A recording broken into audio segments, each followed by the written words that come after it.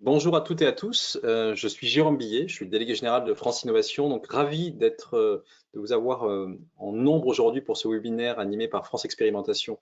Je laisserai la parole très prochainement à Aurélie, Sébastien, Olivier pour nous présenter ce qu'est l'initiative France Expérimentation et ce qu'il en découle et en quoi ça peut avoir un impact sur votre activité et bien entendu activité innovante. Avant de laisser la parole, quelques mots d'introduction. Alors, deux introductions, une introduction technique et une introduction un peu plus générale sur France Innovation. Alors, ne soyez pas surpris, l'ensemble des webcams sont coupés par l'intégralité du webinaire. Même chose sur la partie audio. En revanche, vous avez la possibilité de poser des questions en direct. Vous avez une rubrique questions, donc n'hésitez pas à utiliser le module pour poser vos questions. Pendant la session, on tâchera de prendre l'intégralité des questions en fin d'intervention. Le webinaire sera enregistré, donc vous aurez accès à ce webinaire en replay au cours de la journée et les présentations seront également disponibles. On vous informera par mail dans la journée également et ce sera téléchargeable pendant 14 jours. Voilà sur la partie technique. Sur l'aspect plutôt France Innovation, donc c'est un réseau d'entreprises qui font bouger les lignes et inventent le monde de demain. C'est un peu notre volonté, notre souhait. C'est une association de type loi 1900, à but non lucratif, positionnement qui est national, multifilière et multitechno. Donc on fédère les entreprises innovantes, que ce soit des entreprises qui interviennent sur des travaux de recherche et développement technologique pour le compte de tiers. Derrière le terme tiers, ça va être aussi bien des startups, des PME, des ETI, des grands groupes, voire des organismes publics de recherche qui sont là, qui souhaitent être accompagnés sur un volet maturation technologique. On a également des entreprises innovantes, que ce soit par du produit, du procédé ou du service, avec une particularité, ce sont des entreprises essentiellement tournées B2B et industrie. Et enfin, on a également des acteurs du conseil de l'accompagnement de l'innovation, que ce soit sur l'aspect financement privé, financement public, stratégie, management de l'innovation, propriété intellectuelle également, recrutement, export. Donc tout ce qui vient environner quelque part le succès d'un projet de recherche et plus globalement le développement d'une entreprise innovante. Les services à destination de nos membres, donc il y a un bloc qui s'appelle Agir collectivement, on a une interface avec les pouvoirs publics, on discute avec eux bien entendu. Il y a le volet qui est un gros bloc, qui est le soutien au business développement de nos membres. On les accompagne, que ce soit par l'intermédiaire de webinaires, le magazine, tout ce qui est également mise en relation. On fait à peu près 600 mises en relation par an. Un volet anticipation et information et bien entendu la volonté de valoriser le savoir-faire de nos membres. Pour retrouver nos membres, c'est assez simple. Il y a un moteur de recherche qui existe sur notre site internet, c'est trouver une expertise. Vous pouvez identifier les membres par différents critères, domaines de compétences, les types de membres, les filières. Donc n'hésitez pas à utiliser cet annuaire et bien entendu, on est à votre disposition si vous recherchez des compétences bien particulières et simplement être mis en relation avec nos membres. Pour nous rejoindre, c'est assez simple, il y a une rubrique qui s'appelle Adhérer, donc n'hésitez pas à utiliser cette page-là. Et également, vous pouvez nous contacter, donc il y a l'adresse mail générique de l'association et vous avez également mon numéro de téléphone. Quelques dates à retenir. Votre projet est bloqué par la législation, France Expérimentation, c'est aujourd'hui, et merci à vous de votre participation. Le 18 juin, ce sera vendredi, donc accélérer l'innovation avec les plateformes collaboratives d'ingénierie système. C'est un de nos membres, C4Sys, qui sera à la manœuvre sur cette thématique-là. Audentiel, également membre de France Innovation, traitera le 22 juin des systèmes de recommandation dans les sites de e-commerce. Le 22 juin après-midi, Adam Île-de-France fera un focus sur certains fonds sur lesquels ils sont opérateurs dans le cadre du plan de relance. 23 juin, CFD Numérique, également membre de France Innovation, innover grâce à la simulation 3D en mécanique des fluides. 24 juin, accompagnement de BPI France à la décarbonation des entreprises. Il y a deux astérix pour BPI France. Ce sont des webinaires qui ont lieu dans le cadre de France Innovation Meetings que je vais évoquer dans quelques secondes. BPI France, plan de relance et PIA 4, ça sera le 28 juin. 29 juin, transformer votre savoir en cash grâce à la propriété intellectuelle. C'est Winotech, membre de France Innovation, qui traitera cette thématique. 1er juillet, mobilité, quelle technologie pour quel usage, animé par BPI France, dans le cadre de France Innovation Meetings. Donc, 6 juillet, point de vue sur les crédits impôts innovation, animé par ABJ, membre de France Innovation, et un autre membre de France Innovation en septembre prendra la parole, Withers et Rogers, le 7 septembre sur la propriété industrielle sans frontières. Vous avez l'ensemble des webinaires qui sont accessibles via le lien que vous trouverez en haut. Et bien entendu, vous pouvez vous en douter, le programme est actualisé très régulièrement, donc n'hésitez pas à consulter cette page-là ou tout simplement à vous inscrire sur notre liste de diffusion, également sur le site de France Innovation. Et pour conclure, France Innovation Meetings sont des rendez-vous d'affaires d'entreprises innovantes. On a 4 dates à l'honneur en 2021. Énergie et environnement le 24 juin, 1er juillet mobilité au pluriel, 16 septembre aéronautique et 9 décembre medtech. Donc ce sont des rendez-vous d'affaires qui sont organisés en visio. Vous avez la possibilité de faire des demandes de rendez-vous avec d'autres entreprises innovantes. Voilà. Et donc vous retrouvez tout ça sur la rubrique salon du site de France Innovation. Merci à vous. Moi je retrouve sur la partie questions-réponses et de suite je laisse la parole à Aurélie, Sébastien et Olivier.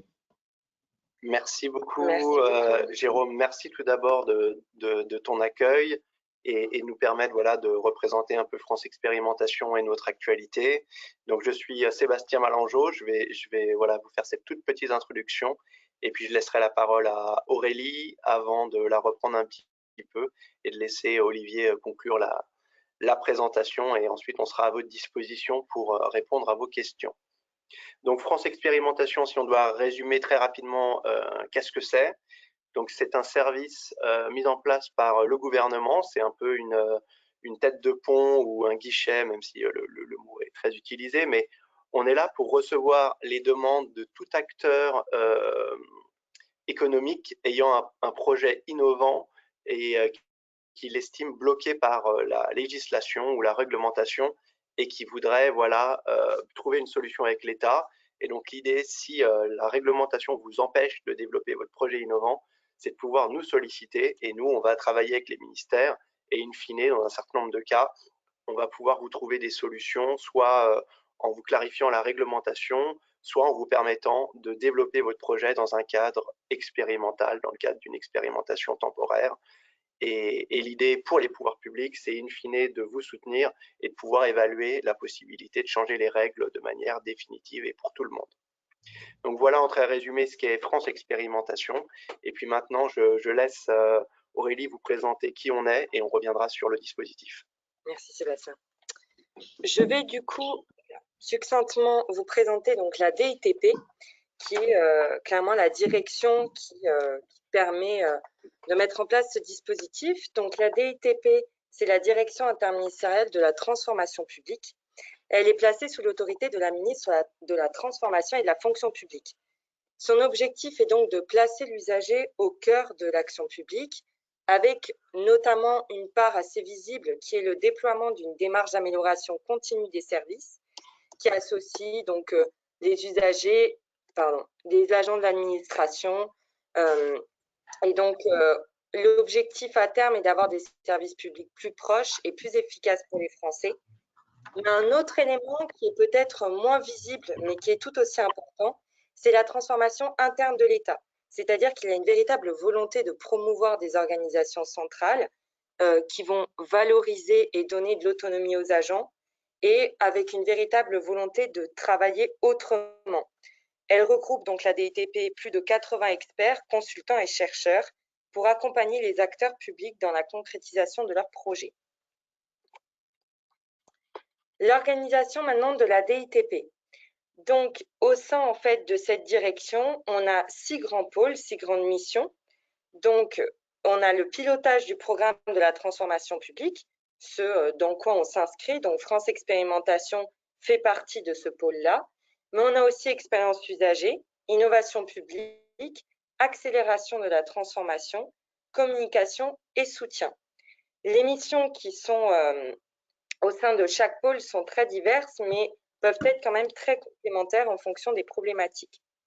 Les missions générales de la DITP sont d'une part et surtout l'animation et la coordination du programme de transformation publique pour les usagers et la volonté de mise en œuvre des réformes prioritaires du gouvernement. Donc, on a aussi, pour ce faire, nous avons notamment le baromètre des résultats de l'action publique. Donc, ce baromètre a été lancé le 6 mai 2021 par la ministre elle-même, Amélie de Montchalin, avec pour objectif de permettre aux Français de mesurer l'avancement des politiques publiques dans leur vie quotidienne au plus près de chez eux. Un exemple concret, vous pouvez voir si vous allez sur la page où il y a ce baromètre des résultats de l'action publique, on peut voir certaines politiques publiques, notamment déployer le plan vélo ou alors mettre en œuvre la sortie du plastique à usage unique et lutter contre le gaspillage. et vous pouvez voir les résultats concrets dans votre région, dans votre département. Donc, c'est très intéressant et ça donne véritablement ce sentiment qu'on peut voir ce qui se passe au plus près de chez soi. D'autres éléments, d'autres missions de la DITP, c'est l'accompagnement des ministères dans leur chantier de transformation, mais aussi le partage des méthodes et des bonnes pratiques pour diffuser une culture de l'innovation publique. Alors, pourquoi donc France Expérimentation? On a constaté au sein de la DITP, au sein de cette volonté de transformation, d'innovation, qu'il y avait une attente très forte des entreprises concernant la compréhension et la simplification des normes et procédures. En effet, il y a ce sentiment d'une complexité administrative quand même très forte qui est source de difficultés, avec notamment une longueur dans les délais, une instabilité juridique, un manque de conseils ou autre, et que malgré des avancées, malgré une volonté toujours plus forte d'accompagnement, avec des démarches en ligne, une coordination de l'administration et des dispositifs publics démontrant leur utilité, donc par le biais notamment du médiateur des entreprises, du droit de dérogation reconnu au préfet, etc., que ce sentiment perdure. Donc, pour favoriser l'innovation, l'action publique doit répondre à un besoin de proximité, renforcer sa mission d'accompagnement pour faciliter l'émergence dans les territoires de projets économiques structurants et libérer l'innovation. Et France Expérimentation a pour objectif donc d'adapter nos normes juridiques et d'aller vraiment au rythme de l'innovation et qu'il n'y ait plus un secteur privé qui avance à un secteur public qui peut être un peu à la traîne ou du moins qui ne va pas au même rythme que le privé. Donc c'est dans ce contexte-là qu'a été créé ce dispositif que va vous présenter Sébastien. Merci beaucoup Aurélie. Donc très concrètement, qu'est-ce que France Expérimentation et surtout comment vous pouvez le saisir et comment ça marche? Donc tout d'abord, le plus important, c'est pour reprendre ce que je vous disais, l'idée c'est d'être un dispositif ouvert à tout type d'acteurs, que vous soyez un particulier, une entreprise de toute taille, que vous soyez une association, voire une collectivité locale, dès lors que vous avez un projet avec une dimension économique. Donc qu'est-ce qu'on appelle la dimension économique? On a souvent tendance, pour un peu simplifier, si vous voulez mettre un nouveau service ou un nouveau produit sur le marché et que vous estimez voilà, que ce n'est pas possible en l'état du droit, vous pouvez solliciter France Expérimentation, quel que soit voilà, votre statut, la nature de l'organisation que vous représentez. C'est ouvert à tous les secteurs d'activité, dès lors qu'il y a une dimension économique. On peut avoir même des sujets, des secteurs sur lesquels on n'imaginerait pas spontanément qu'il y ait une activité économique, mais si vous estimez que vous pouvez développer un service, on peut avoir des domaines qui peuvent concerner la vie publique, la promotion de la vie associative. Si vous avez une activité économique en lien avec ces secteurs-là, vous pouvez parfaitement nous saisir. Ensuite, il faut que votre projet ait un caractère innovant. Mais ce qu'il est très important de dire, c'est que, évidemment, si le cœur de métier de France Expérimentation, c'est plutôt des innovations technologiques et que c'est assez souvent dans ce domaine de la technologie qu'on rencontre des obstacles réglementaires, l'idée, c'est que ça soit ouvert à tout type d'innovation. Donc, encore une fois, si vous avez une innovation organisationnelle ou sociétale et qu'elle a un impact économique sur le développement de votre activité, et que vous estimez que voilà, c'est impossible du fait de la réglementation, il ne faut pas hésiter à nous solliciter.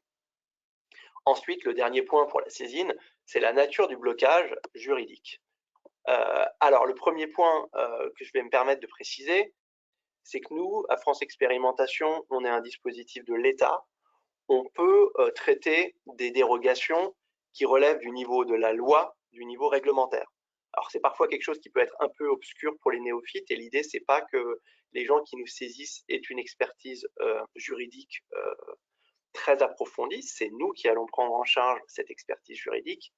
Mais si vous avez le sentiment, voilà, que c'est la loi ou des dispositions réglementaires, ça peut être des décrets, des arrêtés, enfin des dispositions qui sont marquées en R dans un code si on rentre un peu dans la pratique, vous pouvez nous saisir. Là où on aura plus de mal à intervenir, ou en fait on ne pourra pas intervenir, c'est d'une part au niveau supérieur, si jamais il s'avère que le blocage inscrit dans les règles françaises est issu du niveau européen ou d'une règle internationale, là malheureusement la France, comme n'importe quel autre pays, ne peut pas se désolidariser de ses engagements.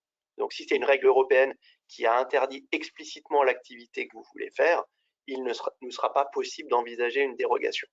Mais ça ne veut pas dire que si jamais il y a une base européenne, mais que la déclinaison pratique a vraiment été prévue par la France et que c'est cette déclinaison pratique qui vous pose une difficulté, là, on pourra envisager d'intervenir.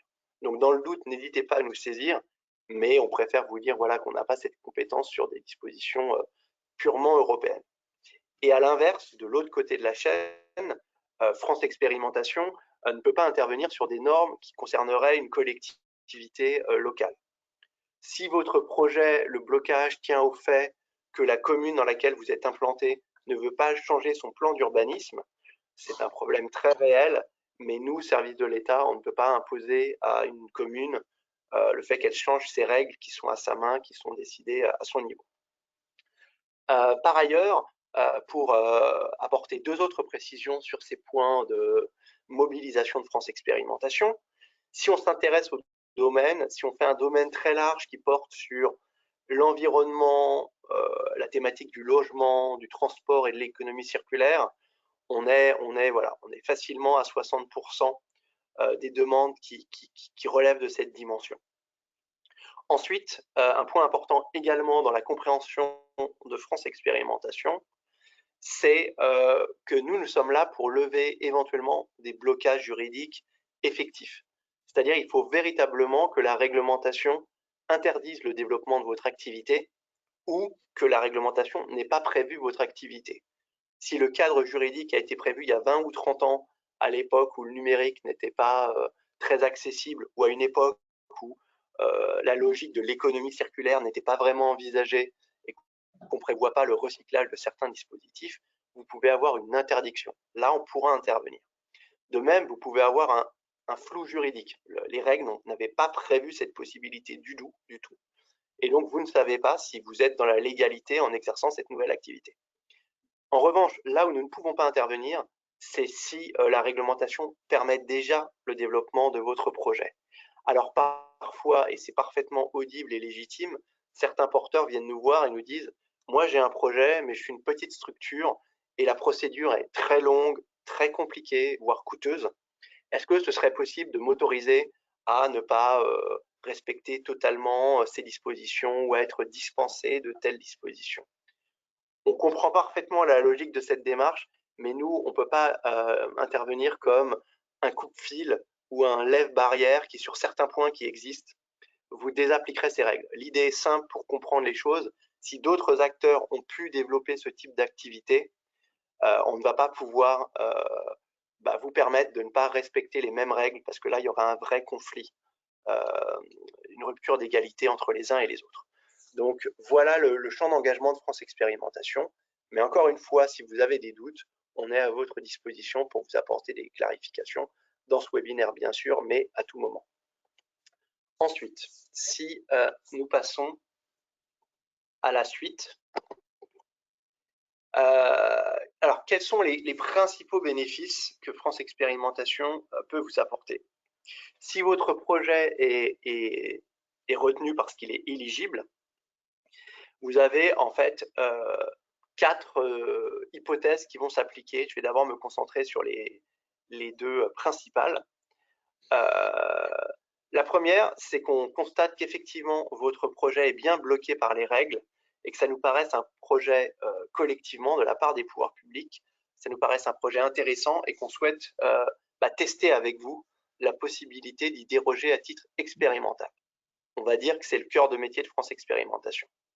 Dans ce cas-là, ce qu'on va faire, c'est qu'on va revenir vers vous et on va coécrire avec vous un protocole expérimental où on va vous expliquer de quelle façon vous pourriez déroger à la réglementation en vigueur et de l'autre côté, quelles sont les contreparties qu'on attend de vous. Les contreparties, de manière très claire, elles vont être quelles sont les informations que vous devrez nous transmettre, puisque l'idée, c'est qu'au terme de cette expérimentation qui a une durée limitée, on puisse en faire une évaluation.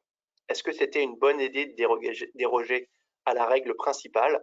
Et est-ce que la perspective de modifier le cadre définitivement pour tout le monde fait sens? Donc voilà l'idée de la démarche expérimentale de France Expérimentation. Donc si votre projet est retenu, on va rédiger ce protocole expérimental avec vous, mais ensuite ça implique néanmoins de modifier la réglementation problématique pour dire à titre dérogatoire, il est possible de ne pas respecter les dispositions X, Y, Z.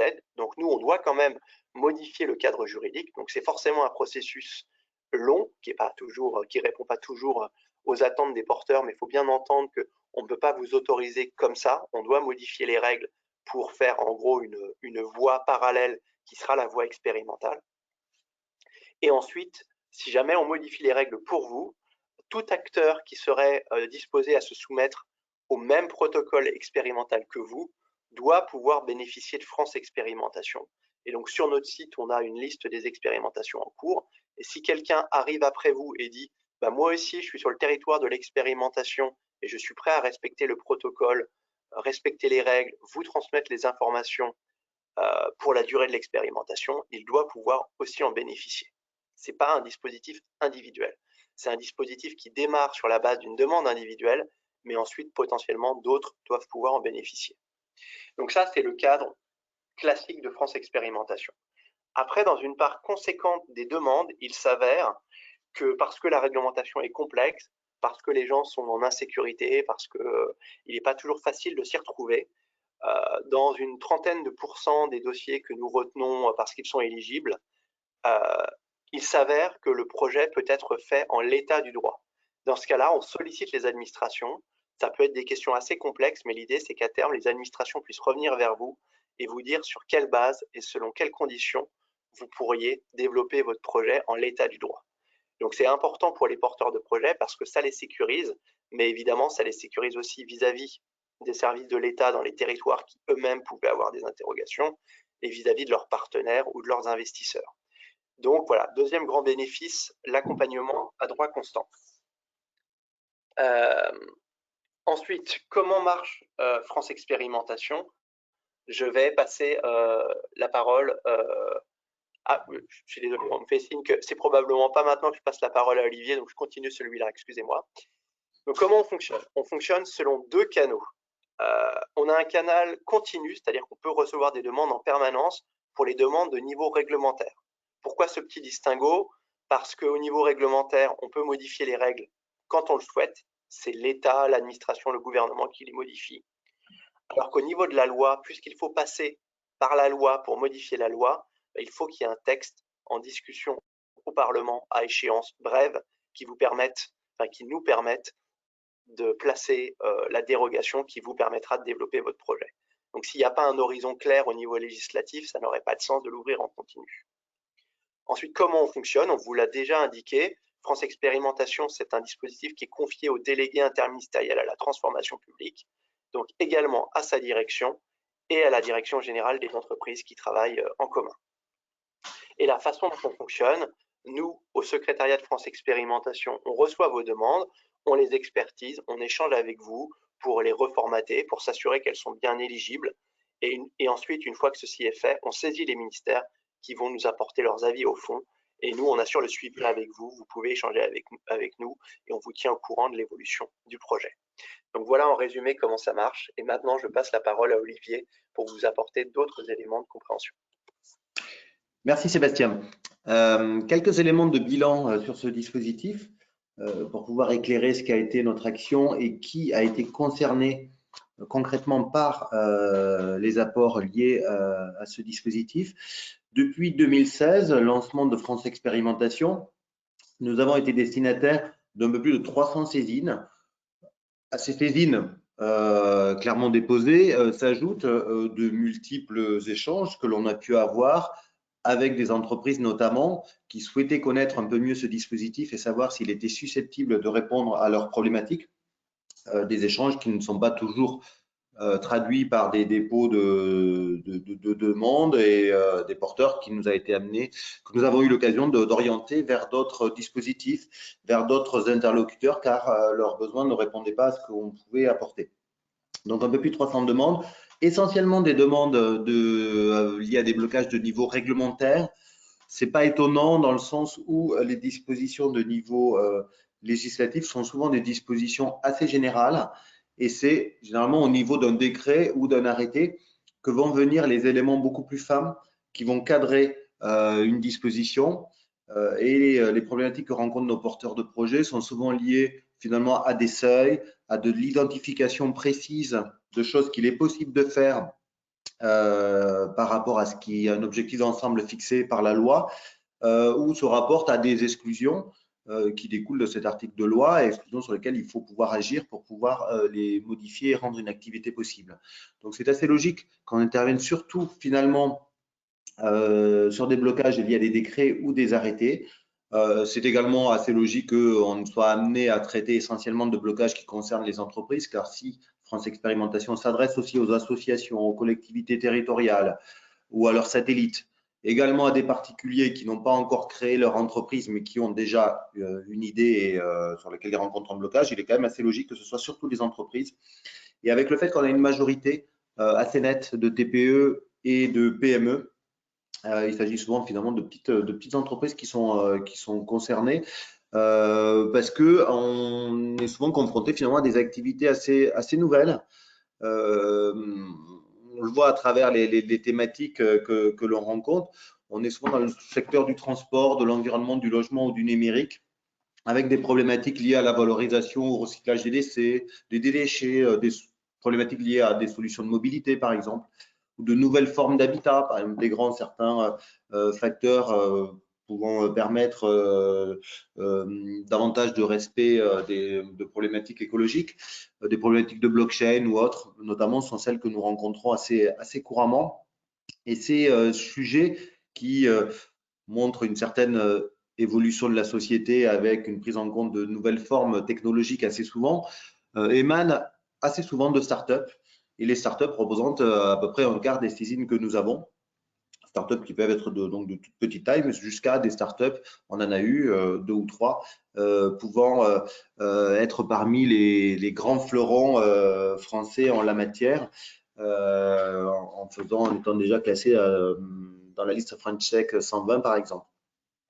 En matière de solutions, la proportion des demandes qui donnent lieu à une expérimentation peut paraître assez faible, hein, avec 15%, mais il faut savoir que si l'on considère plus largement toutes les saisines qui font l'objet d'une solution favorable, à travers plusieurs formes, c'est-à-dire à travers le fait qu'il peut y avoir un éclairage juridique qui indique à l'entreprise que son projet est déjà réalisable dans le cadre du droit en vigueur.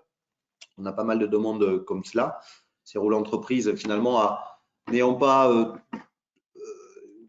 forcément en interne beaucoup de conseils juridiques, n'a pas forcément pu identifier la faisabilité juridique de son projet.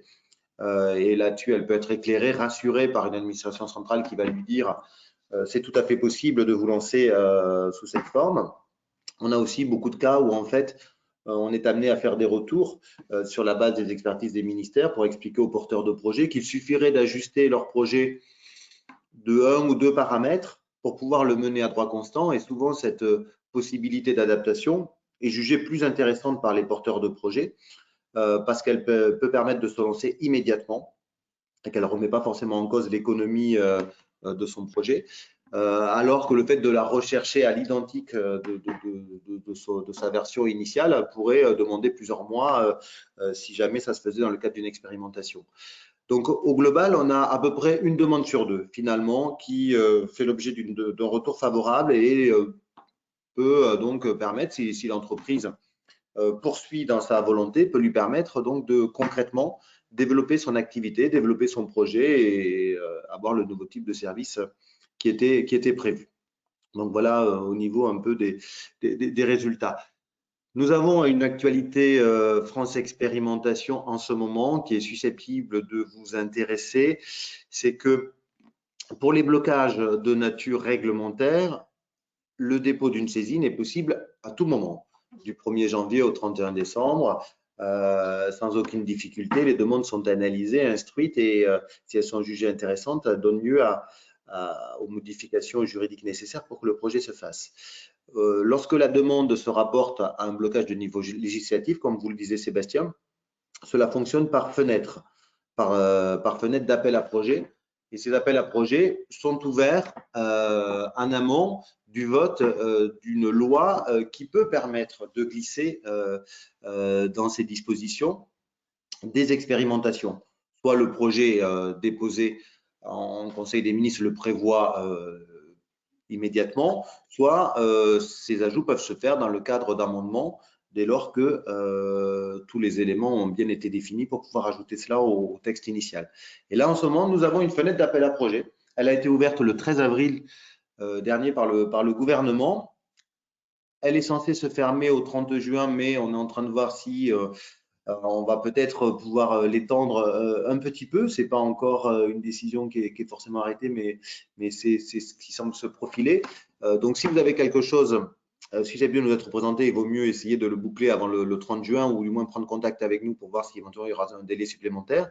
Mais la fenêtre qui est actuellement donc ouverte permet de faire donc des saisines liées à des blocages de niveau législatif. Si vous avez un doute quant à votre blocage, est-il de niveau législatif ou réglementaire, vous pouvez vous rapprocher de nous. On aura peut-être l'occasion de développer ça dans le cadre des questions ensuite. Et ce nouvel appel à projet, en fait, répond à une volonté qui est celle des pouvoirs publics de pouvoir, dans le cadre de la crise économique actuelle et de la mise en place d'un plan de relance, de pouvoir favoriser l'accompagnement des entreprises innovantes pour qu'elles puissent donc être des moteurs de croissance et que donc les pouvoirs publics soient donc au plus près de ces acteurs pour qu'ils puissent donc mener à bien leur projet. Et ça s'inscrit aussi dans cette volonté d'assurer plus de proximité et plus de conseils en local auprès des entreprises de la part des pouvoirs publics. Donc, si on passe à la dernière slide maintenant pour vous expliquer une extension de notre programme France Expérimentation qui vous concerne moins directement, mais que j'évoque néanmoins pour montrer l'actualité du projet et le fait qu'il s'est un petit peu développé, avec la mise en place de ce qu'on pourrait appeler un second pilier, qui est un pilier qui est destiné aux administrations déconcentrées. Si ces dernières sont confrontées à un blocage pour pouvoir aider finalement une entreprise avec laquelle elles sont en contact en local, si ce blocage, elles n'arrivent pas à le résoudre dans le cadre de leur mission d'accompagnement, ces administrations-là, il s'agit par exemple des préfectures, ça peut être au niveau d'une DREAL, ça peut être au niveau d'une directe, les directs maintenant, elles ont la possibilité de nous faire remonter la nature de ce blocage au niveau du secrétariat France Expérimentation.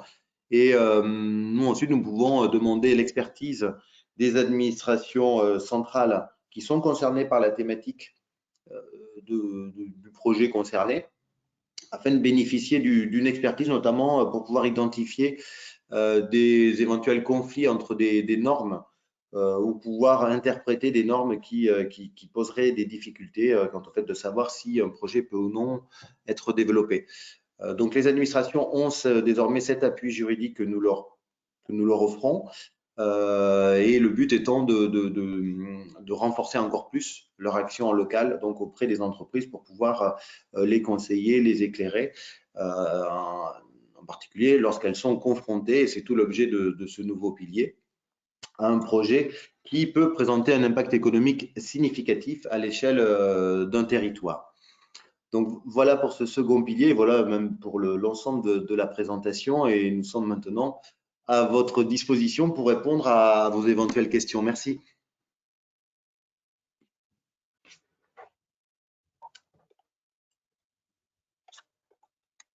Merci, merci Olivier, Sébastien, Aurélie.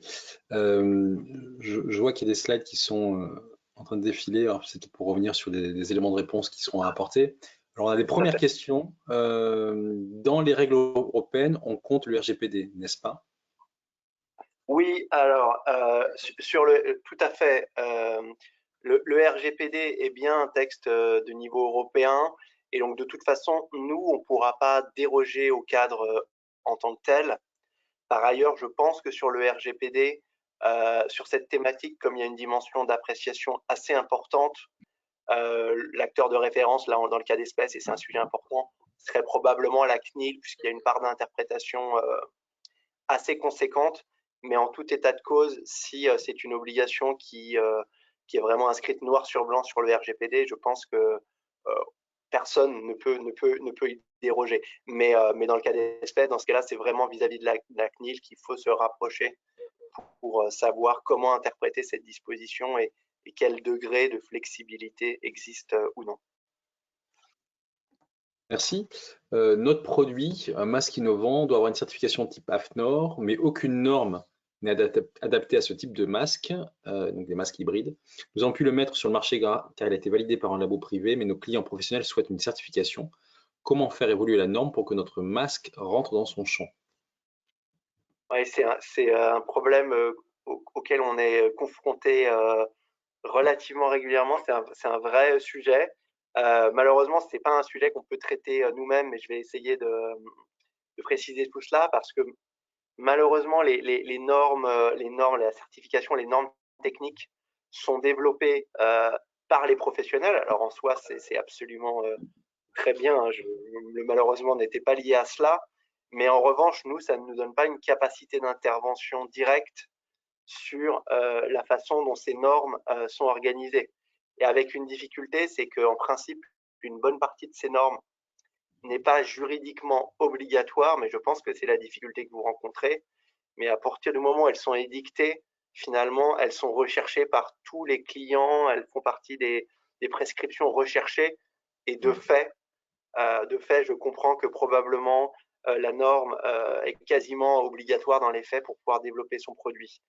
Alors j'ai envie de vous dire, je peux comprendre que ça ne répond peut-être pas totalement à votre demande, mais la bonne voie, c'est probablement de se rapprocher de l'AFNOR parce que ces certifications, elles sont développées, ces normes, elles sont développées par des collèges professionnels et peut-être de voir comment vous pouvez vous rapprocher d'eux, voir dans quelle mesure les règles sont en cours de révision ou d'évolution. Mais effectivement, nous, directement, de ce fait, on ne peut pas aller voir les professionnels et leur demander de déroger en tant que tel. Donc ça, c'est une difficulté. Après, si vous aviez d'autres difficultés, de manière bilatérale, on peut essayer peut-être de vous mettre en relation avec des administrations. Mais en tout cas, ça ne fait pas partie du pouvoir de France Expérimentation d'imposer une dérogation à ces normes professionnelles. Merci. Alors, je vais fusionner deux questions. Est-ce que les appels à projets sont thématiques? Et également, est-ce qu'il y a un calendrier sur 2022 pour des appels à projets? Alors, je prends la parole, je laisserai Olivier et Aurélie s'ils veulent me relayer aussi.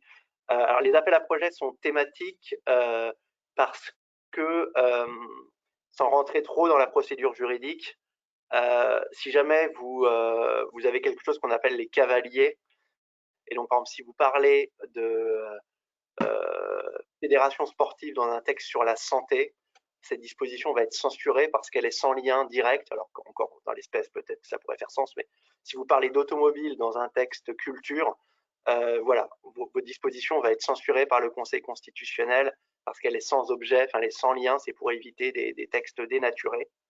Donc on doit forcément avoir une forme de thématique pour s'assurer que votre sujet soit en lien avec l'objet de la loi. Là, l'intérêt, quand on a une loi comme la loi 4D dans laquelle on a prévu une amorce France Expérimentation, c'est comme ce projet de loi 4D, déconcentration, décomplexification, et un projet à caractère territorial qui vise à donner plus d'autonomie et de flexibilité. A priori, dès lors que votre projet a un impact local et vise à expérimenter, à tester des nouveaux projets, ce qui est probablement le cas, on peut vous prendre à bord du projet de loi 4D. Donc ce projet de loi, c'est un très bon créneau parce qu'on est en capacité de recevoir presque tous les projets, ce qui généralement n'est pas le cas. Si les futurs projets de loi sont avec une thématique très serrée, il faudrait qu'on ait un appel à projet en lien. Donc on n'a pas de calendrier pour 2022 puisque c'est quelque chose qui doit être décidé à très haut niveau et qu'on ne connaît pas encore l'actualité législative de 2022 qui sera une année particulière. Comme 2022, Sébastien, c'est qu'effectivement, ce qui fait qu'il y a un manque de visibilité à ce stade pour nous sur 2022, c'est que, comme vous le savez, c'est une année d'élection présidentielle. Du coup, deux facteurs vont jouer. La première, c'est que en fin de mandat, généralement, voilà, il y a quand même un ralentissement des projets de loi qui sont soumis à la représentation nationale. Il y a aussi une incertitude liée à qui va gagner l'élection et dans quelle mesure le dispositif France Expérimentation sera ou non au cœur des priorités des éventuels nouveaux dirigeants. Même si France Expérimentation, voilà, maintenant existe depuis plus de 5 ans et est un dispositif qui a plutôt fait ses preuves, mais voilà, on peut jamais être sûr de rien. Et puis, de la même façon, les premiers textes qui seront soumis à la représentation nationale après l'élection présidentielle de 2022 vont être liés aussi aux priorités qui seront mises en avant durant la campagne présidentielle. Donc on n'a pas, par rapport à ces éléments de contexte, on n'a pas encore vraiment la visibilité sur les ouvertures qui seront possibles et sur le fait de savoir si il y aura ou pas un appel à projet en 2022. Si vous avez déjà des éléments qui sont finalement assez mûrs, assez définis quant à l'objet de votre projet, même si vous ne sentez pas prêt à débuter votre activité dans les 3 prochains mois, par exemple, n'hésitez pas à profiter de la fenêtre qui existe là en ce moment pour pouvoir mettre en avant votre demande. Car si expérimentation il devait y avoir, elle ne sera pas réservée à l'acteur qui la demande, elle sera rendue possible à tout acteur et sur une durée de plusieurs années. Donc, il ne faut pas hésiter à se lancer, même si tout n'est pas encore extrêmement clair et si tout n'est pas encore prêt pour que vous mettiez en œuvre économiquement le projet dans l'hypothèse où il serait rendu possible. Et pour rebondir sur ce que disait Olivier, c'est vrai que ça amène à des thématiques qui sont importantes pour nous. L'appel à projet, le délai est court jusqu'au 30 juin, mais les dossiers France Expérimentation, c'est des très petits dossiers. Fondamentalement, ce qui est important, c'est que vous nous indiquiez qui vous êtes, quel est le projet innovant que vous voulez développer et pourquoi vous pensez qu'il n'est pas faisable en l'état du droit. Ce qu'on insistait un peu au début, c'est que le but, c'est pas de vous transformer, si vous l'êtes, c'est formidable, mais en docteur en droit. Vous devez nous expliquer a priori ce qui vous semble bloquer la réglementation. Donc, il faut pas juste dire je ne sais pas, est-ce que vous pouvez me renseigner, parce qu'on ne peut pas exactement solliciter les ministères sur des questions, sur des absences de questions comme ça. Mais vous pouvez nous dire, selon ma compréhension, telle disposition m'empêche de développer mon projet. Et là, nous, on va l'expertiser. Et si c'est une question un peu complexe, et c'est probablement le cas, sinon vous auriez probablement peu de doutes, on va solliciter les ministères compétents pour que eux fassent cette expertise juridique. Et comme malheureusement le temps d'une expérimentation c'est quand même long, c'est plusieurs mois, parfois c'est plus qu'1 an, j'ai envie de dire mieux vaut déposer un dossier même simple et ne pas rater le créneau du 30 juin parce que entre le moment où vous déposerez votre dossier et même le moment où vous auriez un accord de principe, après il faut modifier les textes et c'est des procédures, on aimerait vous dire que c'est des procédures rapides, mais le temps d'adoption juridique est un temps long. Donc, mieux vaut arriver avec une demande rapide et même une demande qui, en imprimé, ça se fait sur démarche simplifiée. C'est une demande qui se fait en ligne, mais on peut tout à fait avoir des demandes parfaitement pertinentes et qui seront éligibles et qui auront un retour positif sur lesquelles, en imprimé, ça ferait l'équivalent de 4 pages ou 5 pages en A4. Donc, on n'est pas dans un dossier technique de 500 pages. L'idée, c'est qui suis-je, qu'est-ce que je veux faire et pourquoi je pense qu'il y a un blocage et pourquoi je pense évidemment que c'est une bonne idée de déroger à ce blocage. Donc c'est vrai que ce créneau du 30 juin est important et par ailleurs, si vous avez un doute entre est-ce que mon blocage est législatif ou réglementaire, parfois c'est un mélange des deux, autant essayer de déposer la demande avant le 30 juin parce que qui peut le plus peut le moins. Si on revient vers vous et qu'on vous dit bah là, le blocage n'est pas législatif mais réglementaire, dans ce cas-là, c'est encore mieux, mais vous n'aurez pas raté le créneau éventuel législatif, pour être très concret.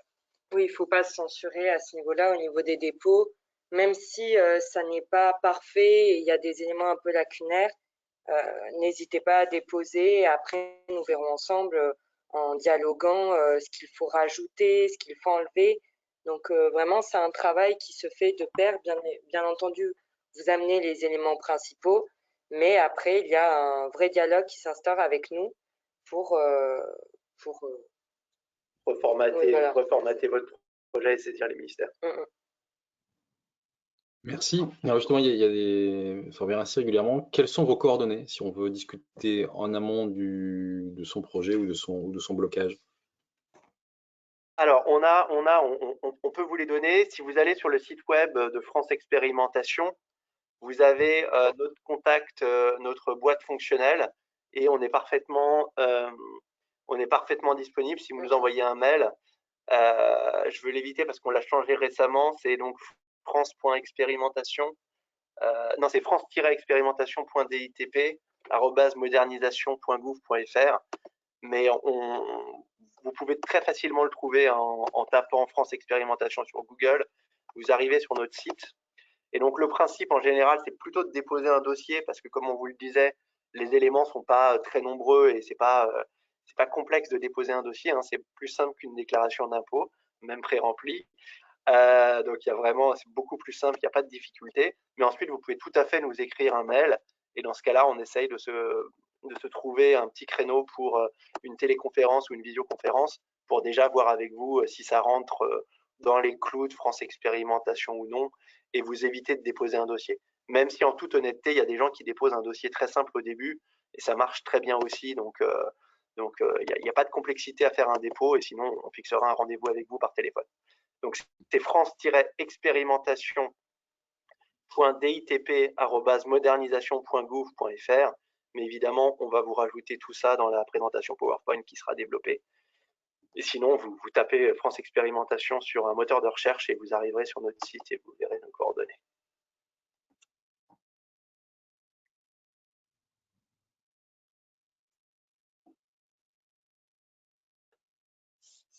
Merci Sébastien. Alors, il y a eu un petit blanc, c'est parce qu'en fait, tout simplement, je suis en train de faire un copier-coller de l'adresse Merci. pour l'envoyer à tout le monde. Merci. Voilà, donc france-expérimentation.ditp@modernisation.gouv.fr, et donc c'est envoyé à tous. Et je confirme, elle est bien sur la page France Expérimentation en ligne. On continue sur les questions. Je ne sais pas si c'est un point qui vous parle.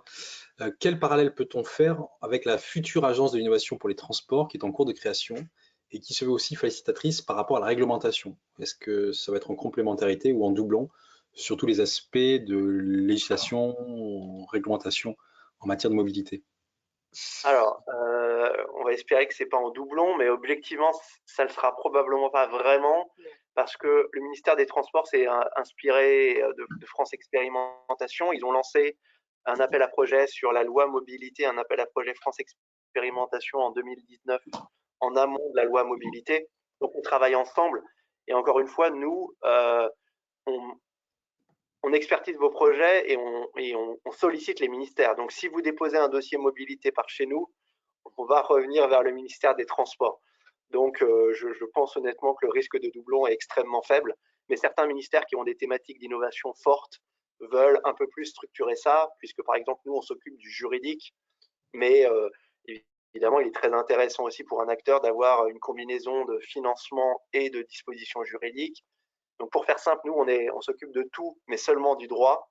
Et donc, si un ministère a un dispositif qui s'occupe, entre guillemets, seulement de ces sujets, mais qui traite aussi bien le droit et le financement et d'autres problèmes, c'est parfait. Mais encore une fois, a priori, pas trop de risque de doublon.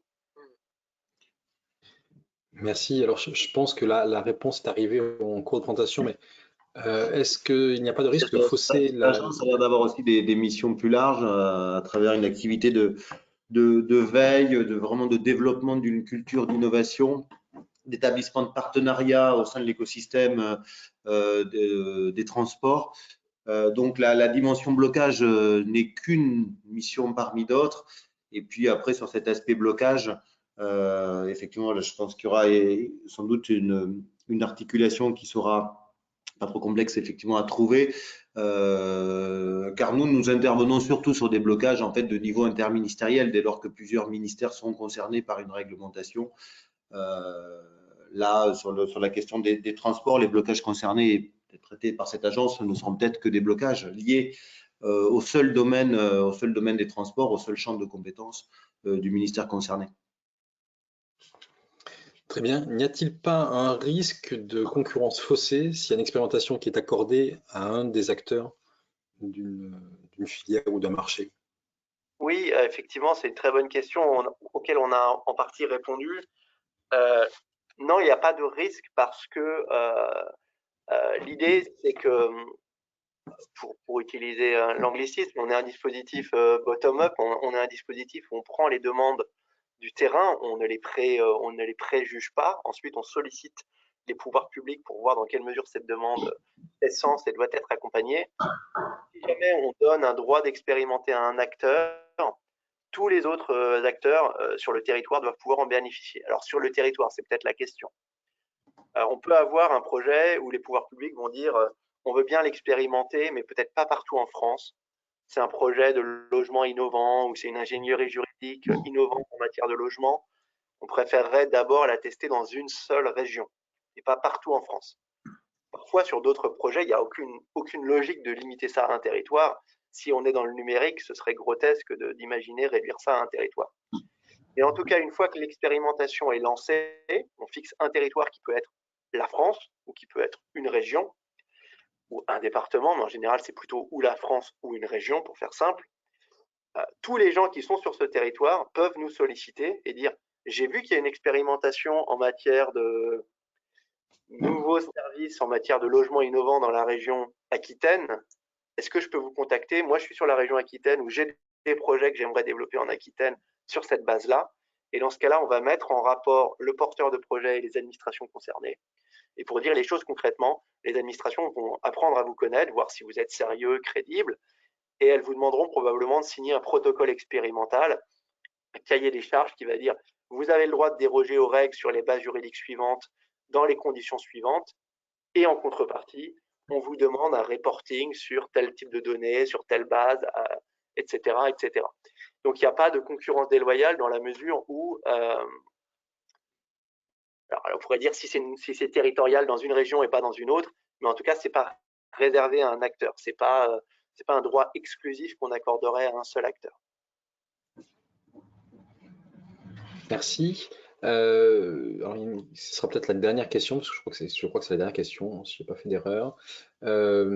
Sur quels critères sont sélectionnés les projets qui ont candidaté à l'appel à projet? Alors, les critères, ils sont vraiment, pour le coup, en opportunité au regard des… c'est vrai qu'on ne l'a pas précisé. Ils sont en opportunité au regard, pour faire simple, des objectifs des pouvoirs publics. Donc en fait, quand vous nous saisissez, si votre projet est éligible, si on se rend compte qu'il rentre dans le champ de France Expérimentation, on saisit les différents ministères concernés, le principal intéressé, mais souvent le sujet concerne plusieurs ministères. Vous avez un sujet de recyclage des eaux usées, ça concerne le ministère de la Santé, puisque c'est la santé humaine, mais ça peut aussi concerner le ministère de l'Agriculture si c'est pour un usage agricole, ça peut aussi concerner le ministère de l'Environnement, etc., etc. Chacun va faire un avis, il va dire « ça me semble une bonne idée » ou « ça me semble une bonne idée, mais malheureusement c'est trop dangereux parce que le projet n'est pas assez cadré et j'ai peur qu'on ne maîtrise pas le risque sur les eaux usées, donc moi je suis contre ». Chacun va pouvoir élaborer un avis plus ou moins raffiné de oui, non, oui, pourquoi pas, sous condition. Ensuite, nous, on collecte ces avis, on rend un avis aussi de notre côté pour s'assurer que votre demande a bien été comprise par les ministères, qu'ils n'ont pas éventuellement répondu un peu à côté par rapport à votre demande. Parfois, on organise des réunions, nous on le souhaite, mais c'est aussi pas toujours simple d'avoir la disponibilité des ministères, des réunions entre vous et les ministères et nous pour clarifier les choses. Mais in fine, c'est le cabinet du Premier ministre qui va décider, en fait, qui va soumettre au Premier ministre, et le Premier ministre va décider. Donc en général, il est souverain, mais les critères sont, évidemment, si vous avez inventé un dispositif qui permet, je vais un exemple stupide, mais à des enfants de fumer des cigarettes à 3 ans, je ne suis pas sûr, même si techniquement ça pourrait rapporter beaucoup d'argent, que ça corresponde voilà, aux objectifs des pouvoirs publics. Donc les pouvoirs publics vont pouvoir vous dire, malheureusement, ça ne va pas du tout dans le sens de notre politique en matière de santé, et donc nous ne vous soutenons pas. Donc voilà, les critères, c'est vraiment est-ce que ça va dans le sens de ce que les pouvoirs publics estiment être… Donc sur la plupart des projets, il n'y a pas de blocage dogmatique ou de principe. Si votre idée est intéressante et que les risques peuvent être maîtrisés, en général, on a plutôt tendance à vouloir vous accompagner. Maintenant, sur certains sujets un peu borderline, il peut y avoir un désaccord entre les pouvoirs publics et les porteurs de projets. Merci beaucoup. Eh bien, c'était la dernière question. Alors moi, j'en profite bien entendu pour remercier Aurélie Blaise, Sébastien Malangeau, Olivier Barre de l'équipe de France Expérimentation. Et a compris, ils sont réellement à la disposition si votre projet est bloqué par la législation et la réglementation, même si c'est deux tuyauteries un peu différentes, mais le cœur y est. Donc moi, avant de laisser la parole à notre intervenant du jour, bien entendu, je vous remercie pour votre fidélité. Vous êtes en grand nombre aussi ce matin. D'autres webinaires sont programmés, vous l'avez vu, donc n'hésitez pas à nous rejoindre. N'hésitez pas, bien entendu, à rejoindre aussi France Innovation en tant qu'adhérent et également à participer à France Innovation Meetings. Donc merci à vous. Et puis le mot de la fin, c'est pour nos intervenants du jour. C'est à vous. Merci à vous d'avoir assisté du coup à ce webinaire et on espère vous retrouver très vite. Voilà, on est vraiment à votre disposition. Donc voilà, surtout s'il y avait un seul message que moi je souhaiterais vous faire passer, c'est vous censurez pas. Si vous avez un doute, saisissez-nous. Au pire, on confirmera votre doute. Mais ce serait dommage de ne pas développer votre projet parce que vous imaginez que votre analyse n'est pas totalement mûre. Ne venez pas si vous n'avez aucune idée du blocage, mais si vous avez vraiment une interrogation, que vous pensez que vous ne pouvez pas le faire ou que vous n'êtes pas certain de pouvoir le faire, ça vaut le coup de nous contacter et autant que possible, on essaye de vous apporter une solution et aussi rapidement que possible, même si parfois c'est plus long que prévu. Mais voilà, n'hésitez pas, c'est gratuit et on est à votre disposition. Oui, tout à fait. Ne soyez pas fataliste. Si vous observez que le droit vous empêche de faire quelque chose, le droit est un outil qui est au service d'une ambition, en quelque sorte. Il se trouve que l'innovation va plus vite que le droit. Et nous, le but, c'est effectivement, c'est de pouvoir entendre des projets qui sont innovants, de pouvoir les faire expertiser et que ainsi, collectivement, même si ça demande plusieurs mois, on puisse parvenir à faire bouger le droit pour que une activité qui est innovante, qui peut vraiment apporter pour l'économie française puisse être menée. Donc voilà, n'hésitez pas à nous contacter. Merci à tous pour votre attention. Merci encore Jérôme pour nous avoir accueillis. Merci beaucoup. Merci à France Innovation. Bonne journée à tous. Au revoir. Merci.